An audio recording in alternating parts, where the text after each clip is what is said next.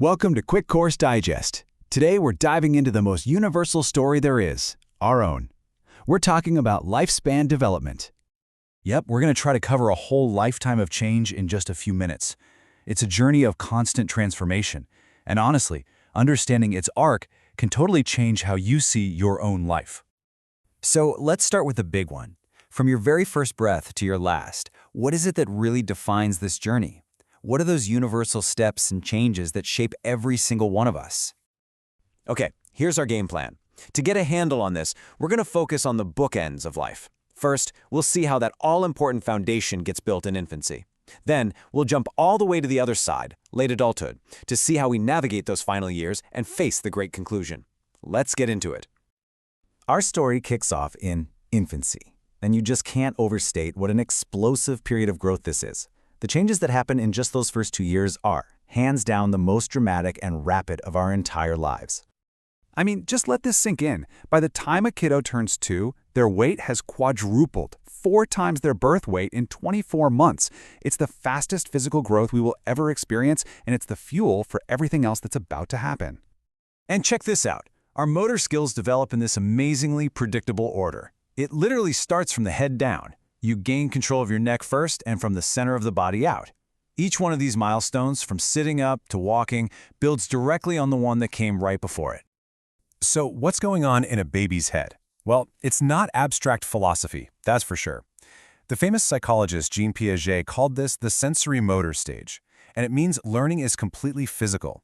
A baby's first thoughts are all about actions, touching, tasting, seeing, moving. They are literally thinking with their bodies.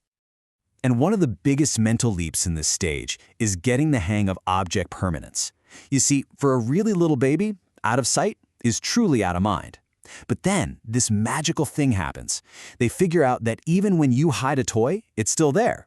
Suddenly, the world isn't just a series of random appearances. It's a permanent, predictable place. That's a huge deal.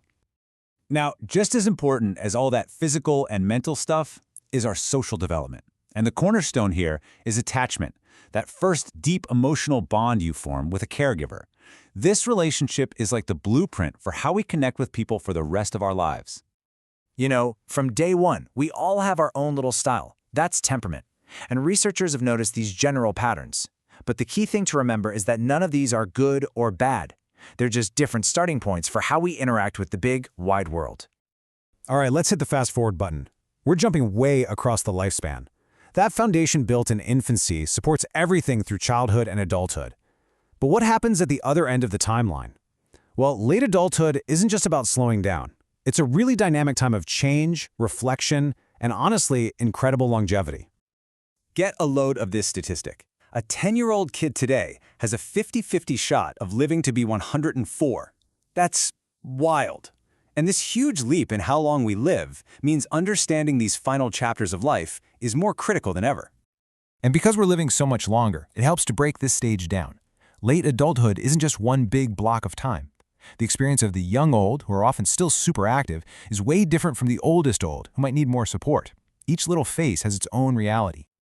Okay, let's bust a really common myth. The aging brain doesn't just power down. Not at all. Sure, the speed at which you might process new info can slow down a bit, but it often gets replaced by something incredibly valuable: wisdom. We're talking about that deep knowledge and expert judgment you can only get from, well, living a long life. So, with this shift towards wisdom and taking stock, what's the main psychological task of this period? How do people find real meaning and satisfaction in their later years? Well, there are some really fascinating theories on that. The psychologist Erik Erikson said the final challenge of life is this battle between integrity and despair. This is when we do the life review. We look back and ask ourselves, did my life mean something? If you can look back and feel a sense of peace and wholeness about your story, that's integrity. And Erikson's own words really nail it. It's about the acceptance of one's own and only life cycle. It's not about having a perfect life, not at all. It's about being able to own all of it, the good, the bad, the triumphs, the regrets, and see it as your unique, complete story. So how do you get to that feeling of integrity? This is where it gets interesting, because there are two totally opposite ideas.